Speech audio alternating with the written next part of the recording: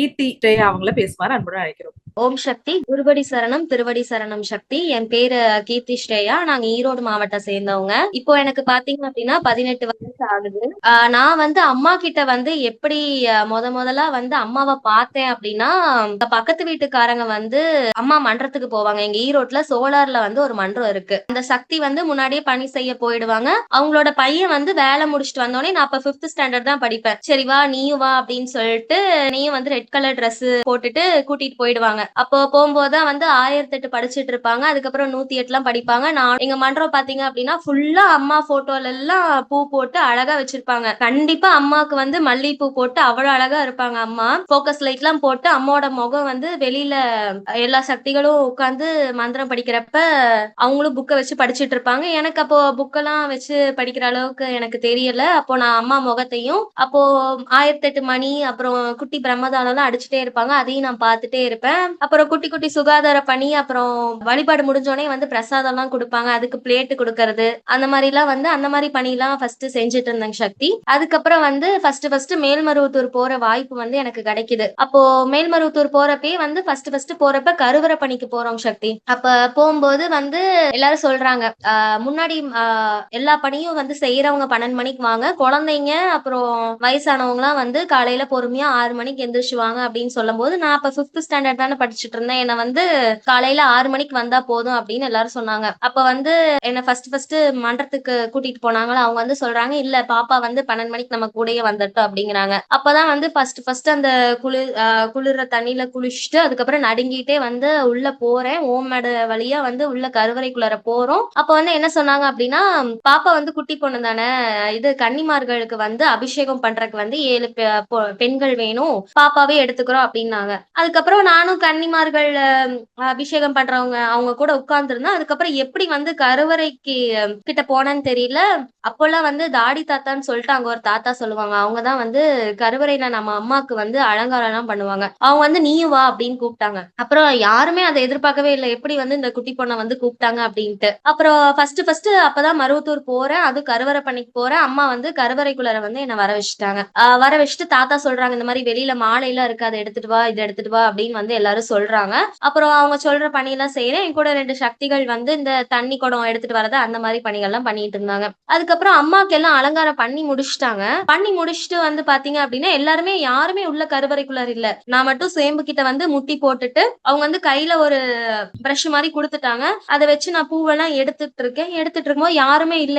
நான் வந்து குட்டி பொண்ணு வேற. அப்போ வந்து அம்மாக்கு அழகா நகையெல்லாம் போட்டுட்டு ஒரு லைட் போட்டிருந்தாங்க. அம்மாக்கு கண்ணெல்லாம் நல்லா பொலிவா தெரிஞ்சது. அதையே ஒரு 10 நிமிஷம் இப்படியே அண்ணாந்து அம்மாவை அப்படியே பார்த்துக்கிட்டே இருந்தேன், யாருமே உள்ள வர வரைக்கும். அந்த பார்த்தது வந்து நான் குட்டி பொண்ணா ஒரு ரெட் கலர் ஷர்ட் போட்டு கீழே ஒரு பேண்ட் போட்டு உட்கார்ந்து நான் அம்மாவை பார்த்துட்டு இருந்தது இன்னுமே வந்து என் கண்ணுக்குள்ளாரே இருக்கு. அது வந்து அப்போ எனக்கு தெரியல, நமக்கு இவ்வளவு பெரிய வாய்ப்பு கிடைச்சிருக்கு, அம்மா கொடுத்துருக்காங்க அப்படின்ட்டு. அதுக்கப்புறம் தொடர்ந்து அடுத்த 2 வருஷமுமே வந்து என்ன அம்மா கருவறைக்குள்ளாரதான் வந்து என்ன உள்ள அலோவ் பண்ணாங்க.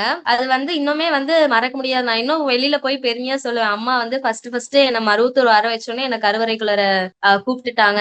அடுத்து நான் தொடர்ந்து 3 வருஷமும் நான் கருவறைக்குள்ளார தான் வந்து போய் பணி செஞ்சேன் அப்படிங்கிறது. அதுக்கப்புறம் வந்து ஒவ்வொரு டைமும் போவேன். அப்போலாம் எங்க அம்மா தான் மந்திரம் படிப்பாங்க. சரி, நமக்கும் மந்திரம் படிக்கிறது எனக்கு ரொம்ப பிடிக்கும். ஏன்னா அந்த 1008 மணியெல்லாம் அடிப்பாங்க. எனக்கும் அந்த அந்த இடத்துல வந்து அம்மா நம்ம மந்திரம் படிக்கும் போது அம்மா வருவாங்க. அதெல்லாம் வந்து நிறைய பேர் சொல்லுவாங்களா, அப்ப எனக்கும் மந்திரம் படிக்கணும் அப்படின்ட்டு இருக்கும். ஏன்னா நான் அப்பெல்லாம் கன்னிமார்களுக்கு வந்து என்ன கூப்பிட்டாங்க. கொஞ்சம் பெருசானோடனே கருவறைக்குள்ளார இது பண்ணாம எனக்கு கன்னிமார்களுக்கு கூப்பிட்டாங்க. அப்ப கன்னிமார்களுக்கு எல்லாம் வந்து அபிஷேகம் பண்ணும்போது எங்க அம்மா தான் மந்திரம் படிப்பாங்களா, அவங்களோட குரல் வந்து கேட்டுக்கிட்டே இருக்கும். எனக்கும் மந்திரம் படிக்க ஆசையா இருக்குன்னு. அதுக்கப்புறம் கொஞ்ச நாட்கள் போக போக என்னாச்சு அப்படின்னா, குடும்பத்துல வந்து அப்பா அம்மாக்குள்ளார நிறைய சண்டை வந்துகிட்டே இருக்கும். அப்படி சண்டை வந்துகிட்டே இருக்கும்போது ஒரு டைம் பாத பூஜை பண்ணும்போது அம்மா சொன்னாங்க, ரெட்ட நாக வேள்வியில கலந்துக்கோங்க அப்படின்ட்டு. அந்த வருஷம் கலந்துக்க முடியல. ஆனா அடுத்த வருஷம் வந்து நாங்க குடும்பத்தோட ரெட்ட நாக வேள்வியில வந்து அம்மா சொன்னபடி கலந்துக்கிட்டோம். கலந்துக்கிட்ட பின்ன அதுக்கப்புறம் வீட்லயும் தனியா வந்து குடும்ப மேல வேள்வி வந்து வச்சோம். அதுக்கப்புறம் வந்து அம்மா நடத்தின அற்புதமே அற்புதம். அப்போ இருந்ததுக்கு இப்போ வந்து வீட்ல வந்து பிரச்சனைகளோ இல்ல அப்பா அம்மாக்கு நடுவுல தகராறோ அதெல்லாம் இல்ல. ஏன்னா வந்து ஒருத்தங்க வந்து குடும்பத்துல எல்லாரும் அமைதியா இருக்கணும் அப்படின்னா குடும்பத்துல வந்து எந்த பிரச்சனையும் இல்லாம இருந்திருந்தாதான் அது வந்து கொஞ்சம் கொஞ்சமா மாற ஆரம்பிச்சுது. அப்படி மாறிட்டே இருக்கும்போது கொஞ்சம் தான் மாறுச்சு. அப்ப நான் வந்து 8th ஸ்டாண்டர்ட் படிச்சுட்டு இருப்பேன். ஸ்கூல்ல வந்து பேச்சு போட்டியில வந்து முதல் பரிசு வாங்கினனால வந்து என்னாச்சு அப்படின்னா இங்க ஈரோடு மாவட்டத்திலே வந்து ஒரு பெரிய பேப்பர் மில் இருக்கு. அந்த பேப்பர் மில்ல வந்து ஒரு காம்படிஷன் நடத்துறாங்க. அப்பெல்லாம் எங்க ஸ்கூல் தான் வந்து பெஸ்ட் ஸ்கூல் அவார்டு வாங்கிட்டு இருந்தாங்க எங்க ஸ்கூல். அப்ப இதுக்காகவே நீ வந்து இந்த பேப்பர் மில்லுக்கு அனுப்புறோம், நீ அதுலயே வந்து முதல் பரிசு வாங்கிட்டு வரணும் அப்படின்னு சொன்னாங்க. ஆனா நான் ஜெயிச்சது பேச்சு போட்டியில, என்ன அனுப்புறது வந்து கட்டுரை போட்டிக்கு அனுப்புனாங்க. அப்படி இருக்கும்போது அப்போ குடும்பத்துல வந்து பிரச்சனை நடந்துட்டு இருந்தது. அப்பா வந்து என்கிட்ட சரியா பேசாம இருந்தாங்க, அம்மாட்டையும் பேசாம இருந்தாங்க. அப்படி இருக்கும்போது எங்க அப்பா கண்டிப்பா போன் தர மாட்டாங்க. ஏன்னா வந்து நான் போய் இப்ப கட்டுரை போட்டிக்கு போறேன் அப்படின்னா எனக்கு ஏதாச்சும் கண்டென்ட் வேணும். ஏன்னா பேப்பரை பத்தி எழுத சொல்றாங்க. அப்ப பேப்பரை பத்தி எனக்கு இன்னும் வந்து ஏதாவது தெரிஞ்சுக்கணுமே அப்படின்னு சொல்லிட்டு இருக்கும்போது நான் அம்மாட்ட வந்து அப்போ கரெக்டா வெள்ளிக்கிழமை ஸ்கூல்ல இந்த மாதிரி சொல்றாங்க, நீ அடுத்த நாள் வந்து இந்த மில்லுக்கு போய் இந்த மாதிரி போட்டி இருக்கு, நாங்க ஸ்கூல்லே கூட்டிட்டு போயிட்டு வந்துருவோம், உன்னதான் நம்பி அனுப்புறோம் அப்படின்ட்டு என்ன ரொம்ப நம்பினாங்க. கூட ஒரு 4 பேர் வந்து எக்ஸ்ட்ராவா அனுப்புனாங்க போட்டியில கலந்துக்கிறதுக்கு. அப்படி கலந்துக்கும் போது எங்க அம்மா வந்து அப்ப வேலை இல்லாம இருந்தாங்க. என் ஸ்கூலுக்கும் எங்க மன்றத்துக்கும் வந்து ஒரு 3 கிலோமீட்டர் இருக்கும், 3 கிலோமீட்டருக்கு மேலே கூட இருக்கும். அப்படி இருக்கும் போது எங்க அம்மா என்ன பண்ணுவாங்க அப்படின்னா எங்க அம்மா தான் அப்போல கலசம் சுத்துவாங்க, அப்புறம் படம் ரெடி இது பண்ணுவாங்க. அப்படி இது பண்ணும்போது எங்க அம்மா ஸ்கூல் எனக்கு வந்து கொஞ்சம் முன்னாடியே முடிஞ்சிடும், ஆனா அம்மா லேட்டா தான் வருவாங்க. அந்த கோவம் வேற இருந்தது. அதுக்கப்புறம் அம்மாட்ட போனோடனே சொன்னேன் நானு, அம்மா இந்த மாதிரி காம்படிஷனுக்கு வந்து கேக்குறாங்க, எனக்கு வந்து கண்டென்ட் வேணும், நம்ம கம்ப்யூட்டர் சென்டருக்கு போலாம், மன்றத்துக்கு போவேனா அப்படிங்கிற. எங்க அம்மா அப்ப சொன்ன ஒரே ஒரு வார்த்தை என்ன அப்படின்னா, அம்மாவை நம்பி நீ வா, வந்து பணி செய் மன்றத்துக்கு, அதுக்கப்புறம் அம்மா பாத்துப்பா அப்படின்னு அம்மா பாத்துப்பாங்க அப்படின்னு சொல்றாங்க. எனக்கு அப்ப வந்து எங்க அம்மா மேலதான் கோவம் வந்தது. ஏன் வந்து இப்படி அம்மா பண்றாங்க, கம்ப்யூட்டர் சென்டர் கூட்டிட்டு போலன்னு எங்க அம்மா மேலதான் கோவம் வந்துச்சு. ஆனா வந்து எப்பவும் போல நாங்களும் மன்றத்துக்கு நடந்து போயிட்டோம். நடந்து போயிட்டு அதுக்கப்புறம் பணியெல்லாம் செஞ்சுட்டு நைட்டு வந்துட்டோம். நைட்டு வந்துட்டு எங்க அப்பா கிட்ட கேட்டதுக்கு வந்து எங்க அப்பா என்ன சொன்னாங்க அப்படின்னா எதுவுமே பதில் சொல்லல. நான் அந்த மாதிரி சொல்றேன், நாளைக்கு காம்படிஷன் போகணும்ப்பா, எனக்கு கண்டென்ட் வேணும், உங்க போன் கொடுங்க அப்படிங்கிறேன். எங்க அப்பா வந்து அந்த குடும்ப பிரச்சனைகள் இருந்தனால என்கிட்டயும் சரியா பேசல. எங்க அப்பா வந்து எதுவுமே ரிப்ளை கூட பண்ணல. அப்படி இருக்கும்போது என்னடா பண்றது, சரி அப்பா தூங்கின பின்னா அவங்களுக்கு தெரியாம போன் எடுத்து கண்டென்ட் எடுத்துப்போம் அப்படின்னு சொல்லிட்டு அந்த நைட்டு ஃபுல்லா நான் தூங்காமே இருந்துட்டு ஒரு 2-3 மணிக்காட்ட நான் எந்திரிச்சு மெதுவா எந்திரிச்சு அதுக்கப்புறம் அவங்க போன் எடுத்துட்டு கண்டென்ட்ல ஒரு பேப்பர்ல எழுதி வச்சுட்டேன். அப்புறம் அடுத்த நாள் காலையில வந்து என்னால சரியா அந்த தூக்கம் இல்லாதனால என்னால வந்து மனப்பாடம் இல்லையா இல்ல எதுவுமே புரிஞ்சுக்க முடியலையான்னு தெரியல. அதுக்கப்புறம் ஸ்கூலுக்கு போயிட்டு அங்க இருந்து நாங்க வேன்ல போயிட்டு இருக்கும் போது எங்க கிளாஸ் மேம் கிட்ட வந்து இந்த மாதிரி புலம்பிட்டே போறேன் மேம், இந்த மாதிரி வீட்டுல வந்து அப்பா எனக்கு போன் தரல, என்னால கண்டென்ட் ரெடி பண்ண முடியல, என்னால வந்து ஜஸ்ட் என்னோட பார்ட்டிசிபேஷன் தான் கொடுக்க முடியுமே தவிர என்னால வின் பண்ண முடியாது மேம் அப்படின்னு நான் வந்து சொல்லிட்டு அங்கேயே எல்லாரும் முன்னாடி அழுகிற. எல்லா ஸ்டூடெண்ட்ஸும் என்ன பாக்குறாங்க. ஒரு 10 ஸ்கூல்ல இருந்து வந்திருப்பாங்க. அந்த 10 ஸ்கூல்லயும் வந்து அந்த ஒரு காம்படிஷனுக்காக 4 பேர் வந்திருந்தாங்க. அப்புறம் வந்து காம்படிஷனுக்கு இந்த மாதிரி வாங்க அப்படின்னு சொல்லிட்டு நான் என்ன அறியாமையே நான் எதையோ எழுதுனேன். எழுதிட்டு அதுக்கப்புறம் வந்து கொடுத்துட்டு எனக்கு அப்பயே வந்து எந்த ஒரு நம்பிக்கையும் இல்ல, நம்ம தான் வந்து ஜெயிக்க போறோம் அப்படின்ட்டு. அதுக்கப்புறம் கொஞ்ச நாள் கழிச்சு என்ன ஸ்கூல்ல வந்து சொல்றாங்க, இந்த மாதிரி நீதான் 2வது பரிசு வாங்கின அப்படின்ட்டு. அதுவும் அங்க ஒரு 10 ஸ்கூல் இருக்கும், அந்த ஒவ்வொரு ஸ்கூல்ல இருந்து ஒரு 4 பேர் கலந்துருந்தாங்க. அதுல நான் 2வது பரிசு வாங்கினது முழுக்க முழுக்க அது அம்மானாலேயே தான். ஏன்னா நான் அம்மாவை நம்பி வந்து என்னோட கடமையான எங்க அம்மாவுக்கு பணி செஞ்சது மட்டும்தான். அது வந்து இன்ன வரைக்கும் அந்த வெற்றி வந்து அம்மாவோடது மட்டும்தான். அதுல இருந்து எங்க ஸ்கூல்ல வந்து எனக்கு ஒரு நல்ல எனக்கு பேர் இருந்தது. எல்லா போட்டியிலயும் எனக்கு வந்து முன்னுரிமை தந்தாங்க. எல்லாமே இன்னமும் அந்த ஸ்கூலுக்கு போனேன் அப்படின்னா இன்னமும் என்னை வந்து அந்த பேர் சொல்லி இது பண்ணுவாங்க. நான் அந்த போட்டியில ஜெயிச்ச பின்னதான் எங்க ஸ்கூலுக்கு வந்து ஒரு பெஸ்ட் ஸ்கூல் அவார்டு அப்படின்னு சொல்லிட்டு ஒரு லோக்கல் சேனல்ல வந்து இத சொல்லி சொன்னாங்க. இந்த மாதிரி எங்கெங்கெல்லாம் பரிசு வாங்கியிருக்காங்க அப்படின்னு பார்க்கும்போது இதையும் வந்து ஒரு இதா சொன்னாங்க. அதுக்கப்புறம் வரைக்கும் நல்லா படிச்சுட்டு இருந்தேன். அப்புறம் 9th வந்து கொஞ்சம் கொரோனாலாம் வந்துச்சு. அப்புறம் 10th வந்து ஃபுல்லாவுமே ஒரு 3 கொரோனா இருந்தது. 3 மாசம் மட்டும்தான் ஸ்கூல் இருந்தது. அப்ப வந்து சரியா படிக்காம அப்படி இது பண்ணிட்டு இருந்தேன். வீட்ல அதனால என்ன பண்ணாங்க, 11th 12th வந்து சரி ஸ்கூலை மாத்திடலாம் அப்படின்னு சொல்லிட்டு இது பண்ணும்போது எனக்கு வந்து கோவம். என் ஃப்ரெண்ட்ஸ் எல்லாம் வந்து இது பண்ணிட்டு மாத்துறீங்களா அப்படின்னு சொல்லிட்டு அம்மா கிட்டயுமே கோவப்பட்டேன். அப்புறம் வீட்ல அம்மா அப்பாட்டையுமே நான் கோவப்பட்டேன். ஏன் ஸ்கூல் மாத்துறீங்க அப்படின்னு சொல்லிட்டு அழுதுட்டே இது பண்ணேன். அதுக்கப்புறம் தான் வந்து என்ன புரிஞ்சுது அப்படின்னா, அம்மா வந்து உணர்த்துனாங்க. கல்விதான் உனக்கு எப்பவுமே வந்து முக்கியமா பெண்களுக்கு வந்து கை கொடுக்கும் அப்படின்னு சொல்லிட்டு உணர்த்துனாங்க.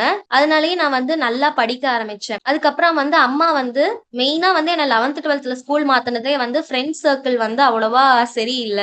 அதனால தான் நீ படிக்க மாட்டேங்கிற அப்படின்னு மாத்துனாங்க. ஆனா 11த், 12த்ல வந்து மாத்துனப்ப என்ன வந்து எனக்கு அருமையான நண்பர்கள் வந்து அம்மா குடுத்து, கல்விக்கும் வந்து என்ன உதவி. ஏன்னா என் கூட இருக்கிறவங்க எல்லாம் வந்து நல்லா படிக்கிறவங்க, நல்லா அன்பானவங்க, நல்லா உதவுறவங்க.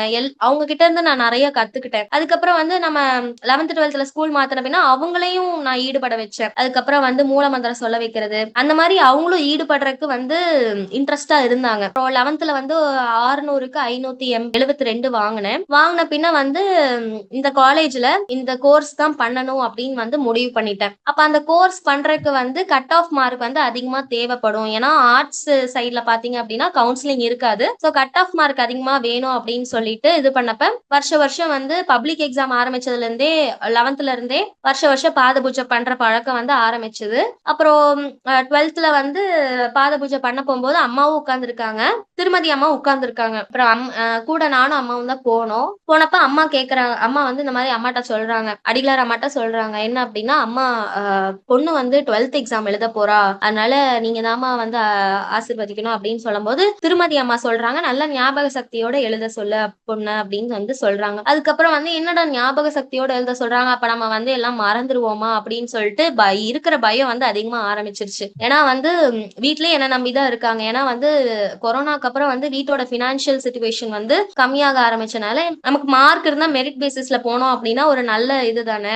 எந்த ஒரு டொனேஷனும் கட்ட தேவையில்லை அந்த காலேஜ்ல அப்படின்னு கேள்விப்பட்டதுல இருந்து எனக்கு வந்து கொஞ்சம் ஸ்ட்ரெஸ் அதிகமா ஆரம்பிச்சிச்சு. நம்ம வந்து மார்க் அதிகமா எடுக்கணும், அப்பதான் நம்ம வந்து குடும்பத்துக்கு உதவ முடியும். அது மட்டும் இல்லாம என்னடா இது ஞாபக சக்தியோட எழுத சொல்லிட்டாங்களே அப்படிங்கிற ஒரு பயத்தோடயே ஒவ்வொரு டைமும் வந்து பப்ளிக் எக்ஸாம் எழுத ஸ்டார்ட் ஆன உடனே வந்து இந்த மாதிரி மூலமந்திரம் சொல்லிட்டு அப்பயே கொஸ்டின் பேப்பர் படிச்சு பார்த்தா நமக்கு கொஞ்சம் ஈஸியா இருக்குமா அப்படிங்கிறது தெரியும்ல. சோ அப்ப வந்து ஈஸியா இருந்துச்சுன்னா நம்ம ரொம்ப நன்றிமா அப்படின்னு சொல்லிட்டு கொஸ்டின் பேப்பர் படிக்கிறதுக்கு முன்னாடி மூலமந்திரம் சொல்லிட்டு எழுதுறதுக்கு முன்னாடி மூலமந்திரம் சொல்லிடுவேன். அந்த பெண்ணு வந்து நான் பாத பூஜை பண்ணும் போதே அம்மா கிட்ட வச்சு எடுத்துட்டு வந்த பெண்ணு தான். அதனால வந்து அப்புறம் எக்ஸாம் முடிச்ச பின்னமும் அம்மா ரொம்ப நன்றிமா இந்த எக்ஸாம் முடிச்சிட்டேன் நல்லபடியா அப்படின்னு சொல்லிட்டு வந்துருவேன். அப்படி வந்து ஒவ்வொரு எக்ஸாம் முடிச்சுட்டு வந்துட்டு ஆன்சர் எல்லாம் செக் பண்ணும்போது என்னடா இது இப்படி சொல்றாங்க அப்படி சொல்றாங்க, யாருக்குமே கரெக்டான ஆன்சர் எதுனே தெரியல மிஸ்ஸுக்கு கூட. அப்ப வந்து நமக்கு சென்டம்லாம் வராதோ, அப்புறம் எப்படி நமக்கு கட் ஆஃப் மார்க் கிடைக்கும் அப்படிங்கிற பயம் அப்படியே இருந்தது. ஆனா வெளியில வந்து அதை காட்டிக்கல. ரிசல்ட் நாள் வந்தது. ரிசல்ட் நாள் வந்தப்ப வந்து அப்படியே நான் அம்மா முன்னாடி உட்கார்ந்துருக்கேன். அம்மா கிட்ட இப்படி நடக்கிறேன், வரேன், உட்கார்றேன், தண்ணி குடிக்கிறேன், எனக்கு என்ன பண்றதுன்னே தெரியல.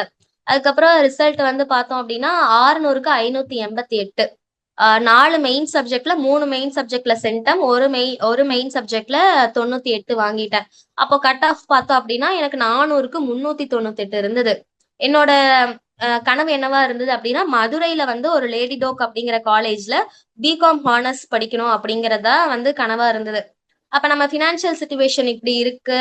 அதுக்குள்ளார வந்து நிறைய கடன் பிரச்சனை வந்தது. வீட்டை தேடி வந்தாங்க. அப்பயும் வந்து என் மேல நம்பிக்கை வச்சு வீட்டுல 2 பேருமே வந்து அம்மா வந்து அம்மா மேல அடிகளார் அம்மா மேல நம்பிக்கை வச்சு எப்படியா அது நடந்துரும் அப்படின்னு சொல்லிட்டு பினான்சியல் சிச்சுவேஷன் எப்படியா இருந்தாலும் அம்மா வந்து கூடயே இருந்து அதெல்லாம் எந்த தடையும் இல்லாம என் கனவை நிறைவேற்றி இப்ப நான் மதுரையில தான் அந்த காலேஜ்ல நான் நினைச்ச காலேஜ்லயே வந்து இப்ப பிகாம் ஹானர்ஸ் படிச்சுட்டு இருக்கேன். அதுவும் வந்து நல்ல முறையா படிச்சுட்டு இருக்கேன். எந்த ஒரு பிரச்சனையும் இது வரைக்கும் வந்ததில்ல.